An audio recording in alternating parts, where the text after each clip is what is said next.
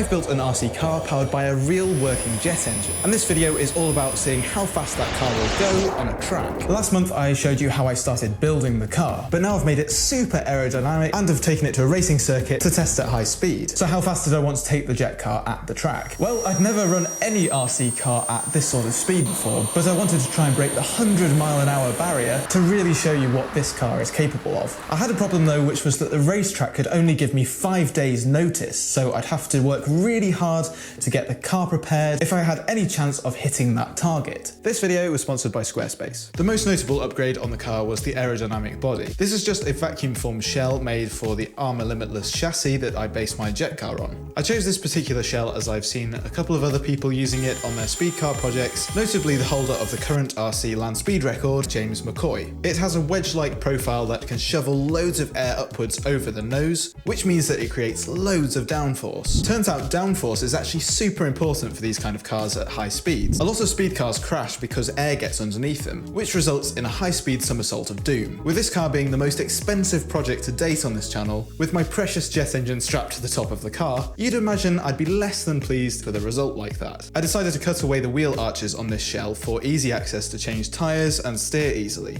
I could always get myself a second shell in the future which would be more aerodynamic. With those jobs done, it was really starting to look pretty awesome already. Next up, I needed to mount the engine through the body shell. Ensuring clean, uninterrupted airflow to the engine was essential for maximum performance, so it really needed to be above the body in clean air. The old engine mounts I was using before weren't quite long enough, so I modified the STL files and printed some more. You'd be right in thinking, but James, this is going to raise the centre of thrust and the centre of gravity. Yes, this is very true, but I wasn't too concerned about this, as the high thrust line would actually help to keep the nose down when accelerating, adding to the downforce effect and making sure air doesn't get under the car. Next, I had to work on the parachute for the car, as my previous parachute tests yielded some pretty poor results. I ended up making 3 versions of my deployment system, and yeah, even the final iteration was far from perfect.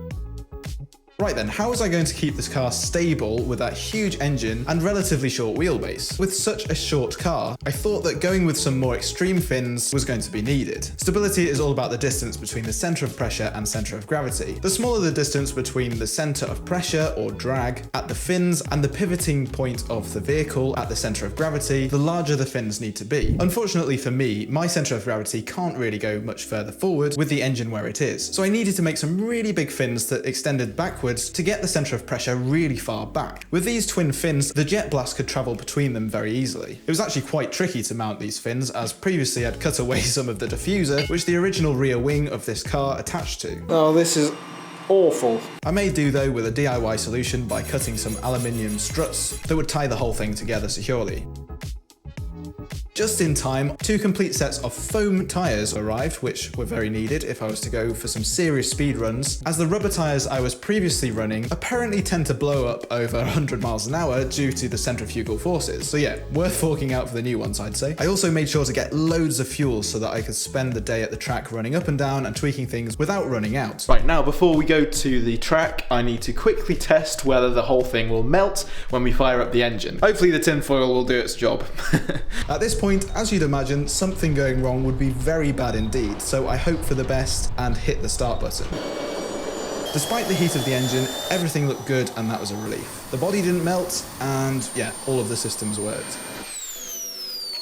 Well, that's a win in my books. Let's load everything into the bigger car and then we can go to the track. Right, before going to the track, it's time for a very quick ad from the sponsor of this video, Squarespace, who've really helped to make this video possible. From websites and online stores to marketing tools and analytics, Squarespace is the all-in-one platform to build a beautiful online presence and run your business. Here are some features you should probably know about. Buying a domain from Squarespace is super simple because there are no hidden fees or price hikes. You can sell your products on an online store, and whether you sell physical or digital products, Squarespace has the tools you need to start selling online. You can present your work using Squarespace's professional portfolio designs too. Display projects in customizable galleries and add password-protected pages to share private work with clients. A website might be the perfect way to present your projects to the world with your own corner of the internet. So head to squarespace.com for a free trial, and then when you're ready to launch, go to squarespace.com/ProjectAir to save 10% off your first purchase of a website or domain. All right,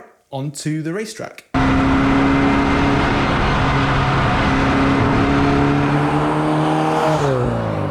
driven on a racing circuit before. So this is Darley Moor circuit. It's nice conditions today.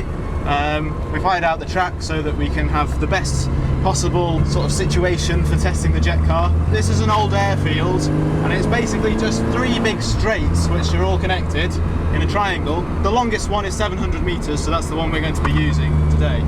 It's going to give us the longest length to do some speed runs. So I got the car prepared, inspected the track and made sure everything was working before I could go for the first test run of the day. So camera's not rolling yet, neither's the GPS. Brakes work. That's good because we're going to need them. So we've got the GPS on here, it's just finding the satellite at the moment, and we're going to slowly, incrementally build up the speed over the day and see how fast we get it to go. Okay, let's see if this works.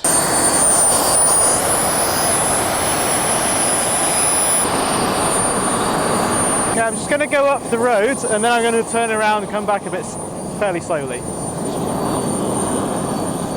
This is only at idle speed, so I'm not increasing the throttle whatsoever. All I was doing here was releasing the brake and letting the car accelerate under the thrust it produces when running at its minimum speed. I'll throttle up a bit on the way back, only a little bit.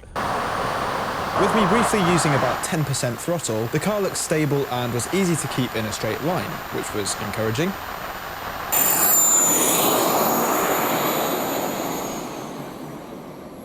So that was 57 kilometers per hour, which, yeah, I was only going slightly above minimum throttle. The tyres are rubbing against the body here because the ride height's a bit too low. So I think I'm going to have to raise the suspension up by adjusting the coils, and I'll also do the back ones so that the nose is still pointing downwards. Okay, time to go a little faster and test an important feature of the car. This is the second run. I'm going to test whether the parachute works.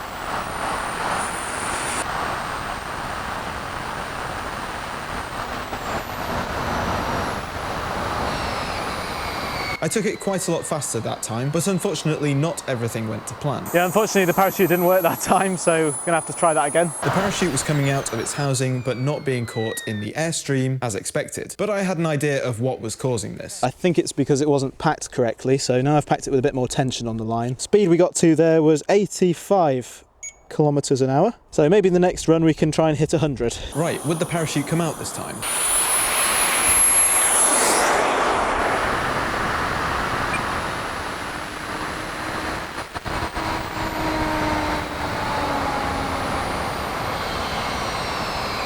Parachute didn't come out again. Well, that was a bit faster. Right, while I go and collect the car, here's what was wrong with the parachute. I've realised that it's in a vortex, the parachute, where it sits, where it pings out. So therefore, the air is actually coming back on itself and not going to the airstream, which means that it doesn't inflate or fall off the back of the car. So I think I'm going to have to do something to fix that another day. Yeah, this isn't really firing it out. This is getting stuck in the vortex with the air coming off here, and from the under tray, it's just sort of sitting here. All right, what speed did I get up to that time? 113 kilometers an hour. It's pretty good. Now I needed a new target. Let's try and hit 160 kilometers an hour, which is 100 miles an hour. I think that would be a good achievement today. Low rate. 3, 2, 1.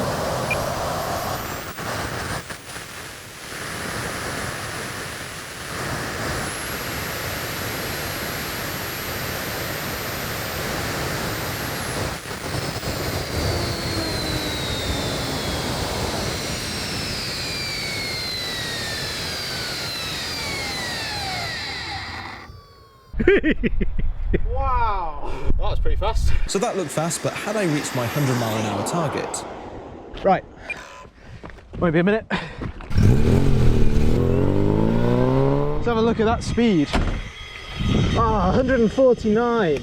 That's about 90 miles an hour. Yeah, that was pretty good. The good news was that I knew for next time all I needed to do to get past that 100-mile-an-hour barrier was to use just a bit more throttle early on in the run to accelerate faster before I reached the braking zone. On inspecting the car though, I found I still had some issues to contend with, such as making sure that my tyres didn't explode. The body was still coming into contact with them, probably due to the higher speeds that the car was now travelling at, squashing the body shell down onto the tyres. So I adjusted the ride height again and then attacked the wheel arches with a pair of scissors. Next I could change to a fresh set of tyres, refuel the car as I did between each run, and get ready for what would unfortunately turn out to be this car's fateful final run.